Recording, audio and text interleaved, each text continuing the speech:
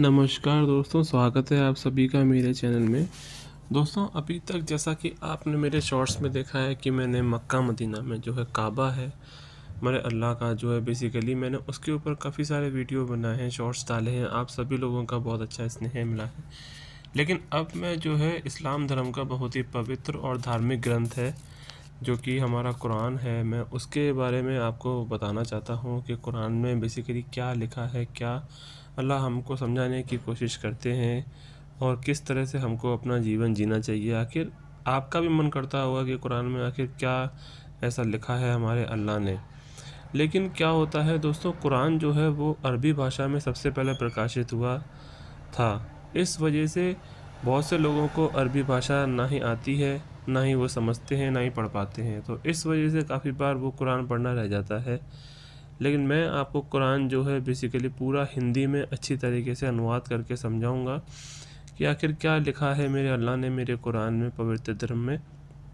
तो इस तरह से इसको हिंदी में अनुवाद करने वालों का नाम था मौलाना वहीदुद्दीन खान।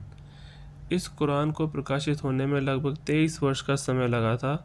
और जैसा कि आपको मालूम हो तो इसमें 114 अध्याय हैं, सूरह हैं इसमें 114 है। सब में अलग अलग चीज़ें अल्लाह ने समझाने की कोशिश करी हैं। कुछ सूरह छोटा है, कुछ सूरह बड़ा है। तो इस तरह से सबसे पहले मैं आपको परिचय के बारे में बताऊंगा कि हमारे कुरान का परिचय हमें क्या सिखाता है। तो आइए चलिए अपने कुरान को आगे बढ़ते हैं और सुनते हैं, इसको समझते हैं कि हमें किन कर्मों पर, किन धर्मों पर चलना चाहिए। कुरान बेसिकली अल्लाह की किताब है। वह अपनी मूल अरबी भाषा में पूर्णतः सुरक्षित है। ऐसी एक किताब का अनुवाद कभी मूल किताब का विकल्प नहीं बन सकता। कुरान के अनुवाद का उद्देश्य उसको बोधगम्य बनाना है, परंतु इसका अर्थ यह नहीं है कि जो व्यक्ति अरबी भाषा न जानता वह कुरान को समझ नहीं सकता।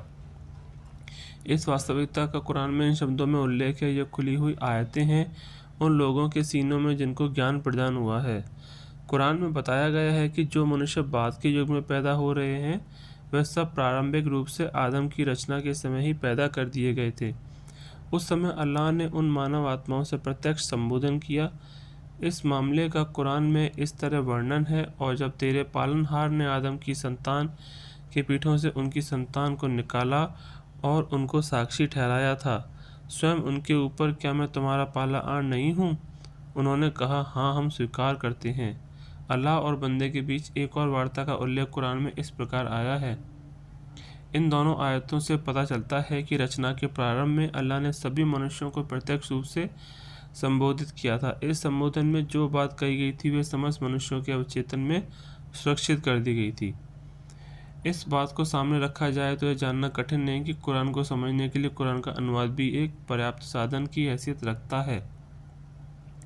कुरान अल्लाह की किताब है। जैसा आप सभी लोगों को मालूम है कि हमें कभी भी गलत रास्तों पर नहीं भटकना चाहिए। जैसा कि अल्लाह हमको सिखाते हैं कि हमको सदैव अच्छे कर्मों को करना चाहिए और अच्छे ही सभी लोगों से व्यवहार करना चाहिए, कभी किसी से गलत व्यवहार नहीं करना चाहिए। यही चीज़ अल्लाह हमें सारी सिखाता है कुरान के अंदर। अभी मैं परिचय में और भी कुछ आपको बताऊंगा। जैसा कि आप सभी को मालूम है कि 23 वर्ष की अवधि में भिन्न भिन्न अंशों के रूप में कुरान को उतारा गया था, प्रकाशित किया गया था। इसको 23 वर्ष लगे थे प्रकाशित होने में। तो 23 वर्ष के अंदर में हमारे अल्लाह ने क्या अनुभव किया होगा कि इस संसार में जीना कितना मुश्किल है और कितना जो है इंसान को कर्मों की ज़रूरत पड़ती है। जैसा हम कर्म करते हैं उसी प्रकार का हमको फल मिलता है, मेरे अल्लाह हमें देते हैं। तो हमेशा हमको ध्यान रखना चाहिए, हम जब भी कोई कर्म करें, कि हमको हमेशा ये सोचना चाहिए कि अल्लाह हमें देख रहा है। काफ़ी बार इंसान हमें नहीं देखता, लेकिन वो हमें सब देखता रहता है, हम जो भी करते हैं। इस्लाम के पैगंबर मक्का में थे जबकि 610 ईस्वी में कुरान का पहला भाग उतरा। उसके बाद निरंतर उसके विभिन्न भाग आप पर उतरते रहे। कुरान का अंतिम भाग आप पर 632 ईस्वी में उतरा जबकि आप मदीना में थे। कुरान का यह अवतरण फरिश्ता जिब्रील के माध्यम से होता था। अंत में स्वयं फरिश्ता जिब्रील के निर्देशानुसार कुरान के विभिन्न अंशों को एक ग्रंथ के रूप में संकलित किया गया। कुरान में जैसा कि मैंने आपको बताया 114 सूरतें हैं, कुछ बड़ी सूरतें और कुछ छोटी सूरतें। आयतों की कुल संख्या 6236 है। तिलावन की सुविधा के लिए कुरान को 30 भाग और 7 मंजिला के रूप में बांटा गया। तो इस प्रकार जब कुरान 7वीं शताब्दी की प्रथम चौथाई में उतरा उस समय कागज़ अस्तित्व में आ चुका था। यह कागज़ कुछ विशेष वृक्षों के रेशे से लेकर हस्त उद्योग के रूप में बनाया जाता था। उसको पपायरस कहा जाता है। कुरान का कोई अंश जब भी उतरता तो उसको उस कागज़ पर लिख लिया जाता, जिसको अरबी भाषा में किरतास कहा जाता है। इसी के साथ लोग कुरान को अपनी स्मृति में सुरक्षित कर लेते थे, क्योंकि उस समय कुरान की एकमात्र इस्लामी साहित्य था। कुरान को नमाज़ों में पढ़ा जाता था और इस्लाम की ओर आमंत्रित करने के लिए उसको लोगों के समक्ष पढ़कर सुनाया जाता था। इस प्रकार कुरान एक ही साथ लिखा भी जाता रहा और इसी के साथ उसको कंठस्थ भी किया जाता रहा। इस्लाम के पैगंबर मोहम्मद के अंतिम जीवन काल तक कुरान को सुरक्षित करने का यही तरीका प्रचलित रहा। आपकी मृत्यु 632 ईस्वी में हुई। इसके बाद अबू बकर सिद्दीक इस्लाम के पहले खलीफा बने। उन्होंने नियमित रूप से अपनी देख रेख में कुरान की एक जिल्द चढ़ाई हुई संकलित प्रति बनाई। यह प्रति प्राचीन काल के कागज़ अथवा किरतास पर बनाई गई थी। कुरान की इस प्रति की जिल्द का साइज चौकोर था, अतः उसको रबवा कहा जाता था। इस प्रकार कुरान पहले खलीफा के युग में एक जिल्द चढ़ी हुई किताब के रूप में सुरक्षित हो गया। तीसरे खलीफा उस्मान बिन अफ़्फ़ान के युग में इस जिल्द वाले कुरान की अतिरिक्त प्रतियाँ तैयार की गईं। कुरान के लिखने का यह अनुक्रम 19वीं शताब्दी तक जारी रहा। 19वीं शताब्दी में प्रिंटिंग प्रेस का आविष्कार हुआ और साथ ही कागज़ भी आधुनिक औद्योगिक ढंग से अधिक मात्रा में तैयार किया जाने लगा। इस प्रकार 19वीं शताब्दी में नियमित रूप से प्रिंटिंग प्रेस के द्वारा छपाई का आरंभ हो गया। छपाई की विधियों में निरंतर विकास होता रहा। इसी के साथ कुरान की मुद्रित प्रतियाँ भी अधिक उत्कृष्ट रूप में तैयार होने लगीं। प्रत्येक किताब का एक विषय, जैसा कि आपको मालूम है कि हम जब स्कूल पढ़ा करते थे तो हमारे पास सब्जेक्ट हुआ करते थे, मैथ का, हिंदी का, इंग्लिश का। उसी तरह प्रत्येक किताब का एक सब्जेक्ट होता है। कुरान का विषय यह है कि अल्लाह की सृष्टि निर्माण योजना, और कुरान का विषय यह है कि अल्लाह की सृष्टि की इस सृष्टि को निर्माण को किस तरह किया जाए, इस सृष्टि का निर्माण कैसे हो, मनुष्यों को अवगत कराया जाए उन चीज़ों से, अर्थात मनुष्य को यह बताया जाए कि अल्लाह ने यह संसार किस लिए बनाया, मनुष्यों को धरती पर बसाने का उद्देश्य क्या है, मृत्यु से पहले के जीवन काल में मनुष्य से क्या वांछित है और मृत्यु के बाद के जीवन काल में मनुष्य के साथ क्या घटित होने वाला है। मनुष्य एक अमर रचना है, उसकी जीवन मृत्यु के बाद भी जारी रहती है। कुरान इस संपूर्ण जीवन यात्रा के लिए मार्गदर्शक किताब की हैसियत रखता है। मनुष्य को इस वास्तविकता से अवगत करना यही कुरान का उद्देश्य है और यही कुरान की वार्ता का विषय है। हम ये सोचते हैं कि पता नहीं क्या हम इस बार पैदा हुए हैं, आगे हमारा क्या होगा मरने के बाद, लेकिन ये जीवन चक्र लगा रहता है। हम लोग आज इस दुनिया में हैं, कल हम लोग इस दुनिया से चले जाएंगे, लेकिन फिर हम लोग कहीं ना कहीं दोबारा से जन्म लेंगे किसी न किसी रूप में। तो हमको इस संसार में सदैव रहना है।